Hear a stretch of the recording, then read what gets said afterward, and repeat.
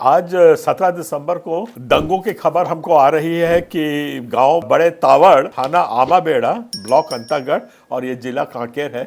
और यहाँ पे अभी लाश को गाड़ने और उखाड़ने के ऊपर बहुत बड़ा हंगामा हो रहा है और दो समाज आपस में बहुत ज़्यादा टकराव की स्थिति में आए हुए हैं। जैसे मैं आपको अभी रिपोर्ट कर रहा हूँ, इसी वक्त करीब करीब 300-400 लोगों वहाँ पे हैं जो लाश को गाड़ना चाह रहे हैं। उनको करीब करीब 700-800 लोगों ने घेर के रखा हुआ है जो हमला करके उस लाश को फिर उखाड़ना चाह रहे हैं। इसका इतिहास इस तरह से है कि राजा सलाम बड़े तेवड़ का सरपंच है, वो जीता था 214 वोटों से और वहाँ पे जो हारा था वो था सुखड़ू राम, वो 123 वोट उसको मिले थे। इस तरीके से वो हार गया था, तब से इनकी दुश्मनी चली आ रही है। राजमन सलाम जो है ये कभी कभी एक गाँव में कभी संगति होती थी, लोग गाना गाते थे तो वहां जाया करता था। राजमन सलाम के पिताजी 15 तारीख को उनका देहांत हो गया। वो देहांत हो गया तो गांव की जो रीति रिवाज है उस तरीके से वो उसको दफनाना चाह रहे थे और दफनाने की प्रक्रिया करीब करीब उसको पूरी कर रहे थे। तब ये जो दुखड़ू राम है जो हार गया था सरपंच का चुनाव, उसने आकर के आरोप लगाया कि ये आदमी कभी कभी दुआ प्रार्थना करके बाइबल पढ़ता था, इसलिए इसके बाप की लाश को यहाँ पे नहीं गाड़ने देंगे। और इस किस्म से ये प्रायोजित दंगा वहाँ पे शुरू हुआ।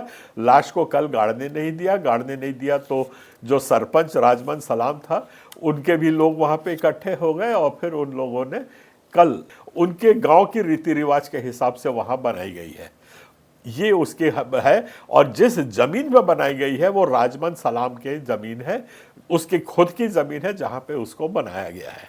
ये उसका पूरा इतिहास है। और अब इसने आदमी जो हार गया था उसने जाकर के वहां फिर दंगा निर्मित करने की कोशिश करी है। उसने जाकर के वहां पे गांव के जितने लोग हैं आसपास के उनको इकट्ठा करके फिर आज अभी इस वक्त जब मैं आपको रिपोर्ट कर रहा हूं तो वहां दंगे की स्थिति निर्मित हो चुकी है और पत्थरबाजी भी चल रही है।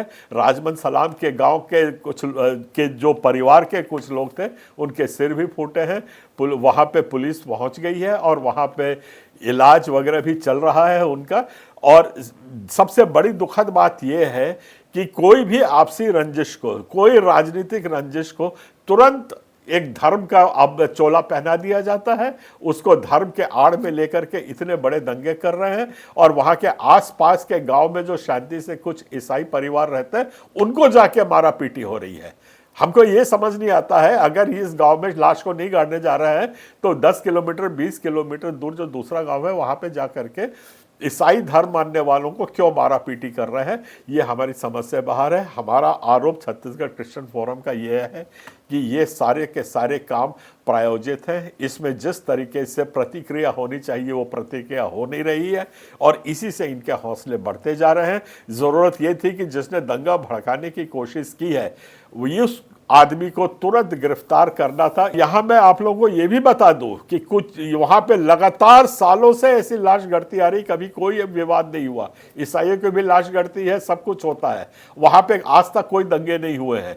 पर उज्जापुर के नहरपुर है, बड़े तावड़ है, ऐसे ऐसे 5-6 गांव है, वहां जा जाके ये लोग इस किस्म की अशांति फैला रहे हैं और इन पे क्योंकि कोई कार्रवाई नहीं हो रही है इसलिए इनके हौसले बढ़ते जा रहे हैं। इनको राजनीतिक संरक्षण प्राप्त है। मेरे आग्रह है कि पुलिस संविधान का अनुपालन करे और जो दोषी है दंगों को रोकने के लिए वहां पे तुरंत व्यवस्था करे और जो आदमी दोषी है उसको तुरंत गिरफ्तार करना चाहिए, तब जाकर के वहां पे शांति बहाल होगी। नहीं तो स्थिति ये सब हाथ से बाहर निकलती जाएगी। अभी बहुत कोशिश कर रहे हैं वहां पे कि वो कब्र को तोड़ा जाए, वो आप इस वीडियो में देख भी सकते हैं। पर पुलिस ने बहुत अच्छा काम किया है वहां पे और कब्र को उन लोगों ने नहीं तोड़ने दिया, उसकी रक्षा पूरी करी है। और अभी जैसी मेरी जानकारी है वहाँ अतिरिक्त पुलिस बल पहुँच चुका है, तो हम उम्मीद करते हैं कि वहाँ पे शांति बहाल हो जाएगी।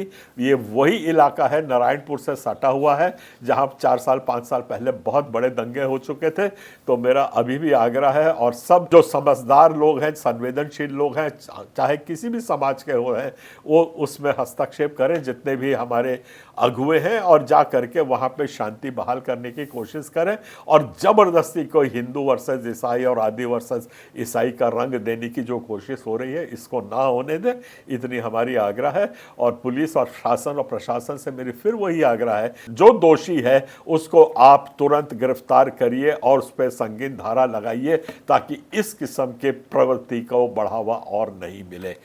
छत्तीसगढ़ को एक शांत प्रदेश ही रहने दीजिए। आप सबको जय जोहार, जय छत्तीसगढ़।